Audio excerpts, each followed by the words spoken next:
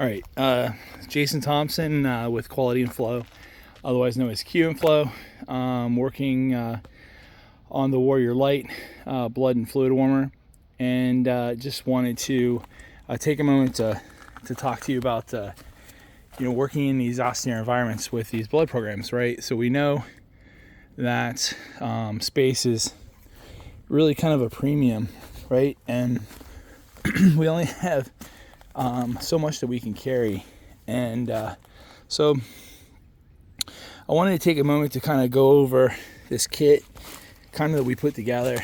This is not something that we offer for sale, but it just kind of gives you an idea of what the potential capabilities are.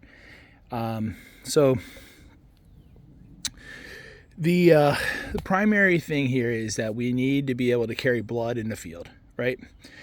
We need to be able to keep it cold, so cold stored blood, 4 to 6 degrees Celsius.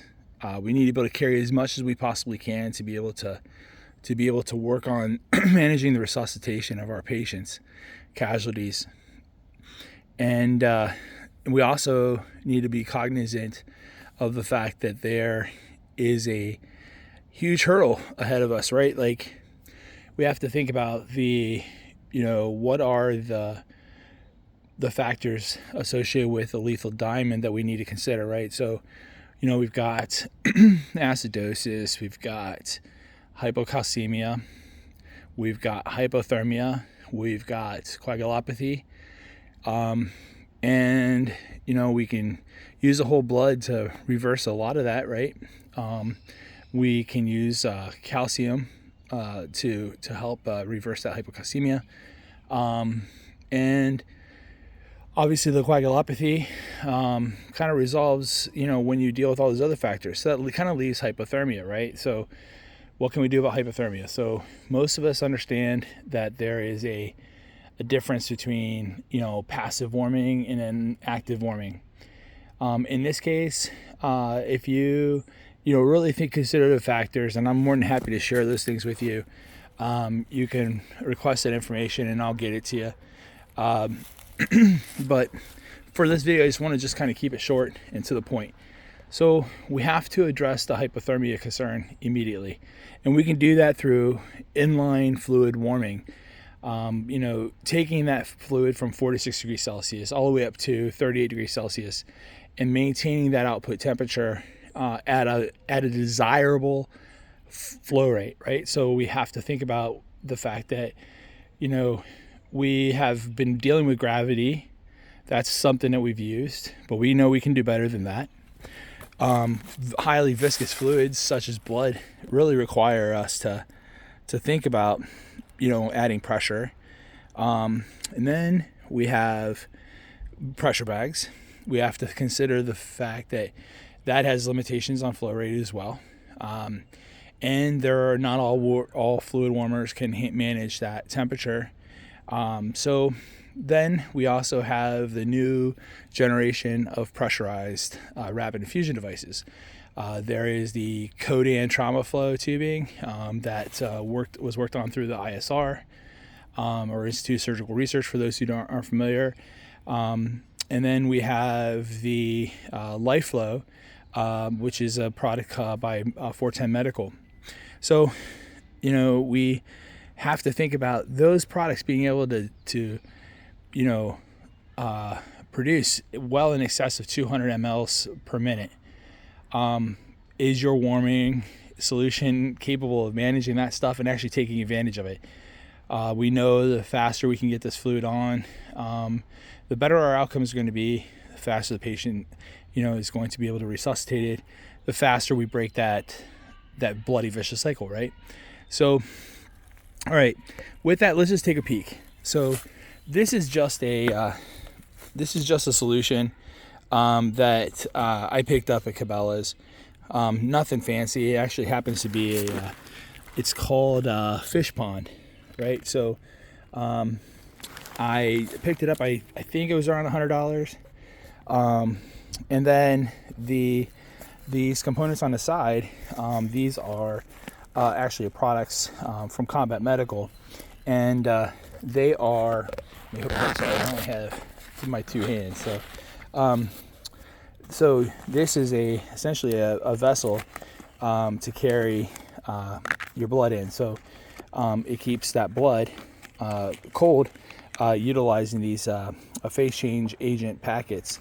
And here's your unit of blood. So obviously this is a simulated unit, 500 ml volume, but this is a solution that you can take into the field with you.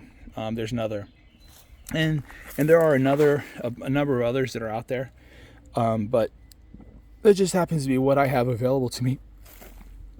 On the inside of this, I have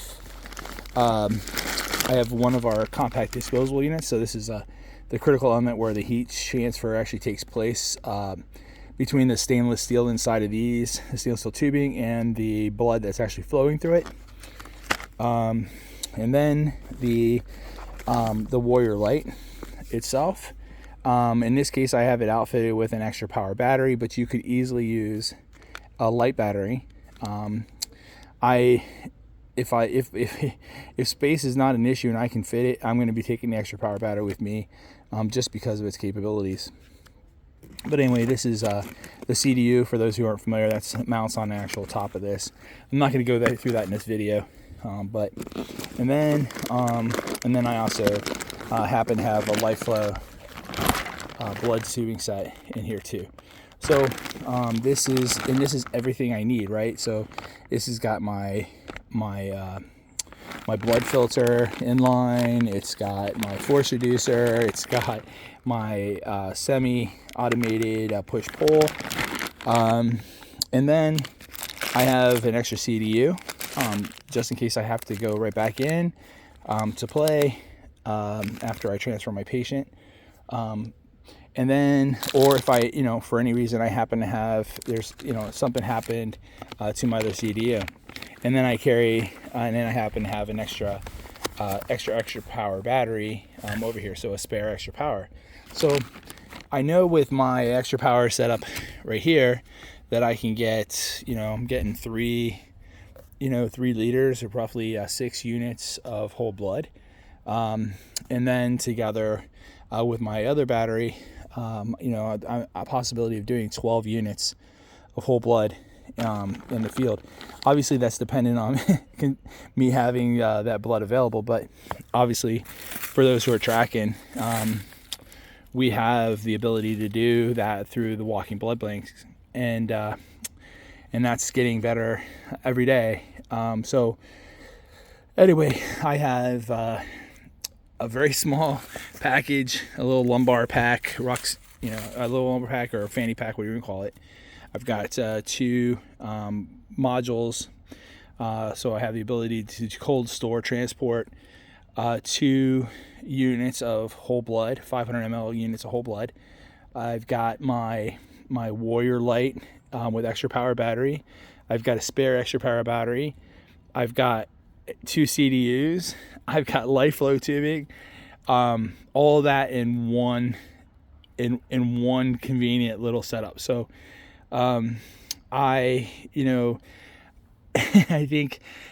the case that I don't have enough space is, obviously it's whoever's carrying that weight has the best position of making the argument. But I think we're getting to a point where, we're able to bring that critical care truly to the patient with really minimal limitations. So anyway, I don't want to make this any longer than possible. I'd love it to be 5 minutes, but in some cases you have to be a little bit more extensive. So I appreciate your attention to this, and welcome you to contact me if you have any questions. Again, it's Jason Thompson with Quality and Flow, or Q and Flow, and just going over a recommendation for a relatively low profile, lightweight solution for transporting your cold store blood, and also having the ability to warm it effectively in a field. And with this, it gives us the ability to really truly push the needle on what we've been doing. So we don't no longer have to be dependent on a pressure bag. We never have to be dependent on gravity. You know, we now can actually take advantage of the technologies that are available in intra-hospital, right, and bring that into a pre-hospital environment. And obviously improving our outcomes exponentially. So thanks again for your time. And again, don't hesitate to let me know if you have any questions. You can reach me at jason.thompson@qandflow.com. You can reach our CEO directly, ariel.katz@qandflow.com. You can talk to our DoD channel partners. That would be ADS and Balance Tree Medical. You are welcome to, if it's on the civilian side, contact Balance Tree or contact Life Assist. And if you need others, we have other channel partners as well. So always working on improving that accessibility. So don't hesitate to reach out. Good luck, guys. Stay safe and keep pushing the needle.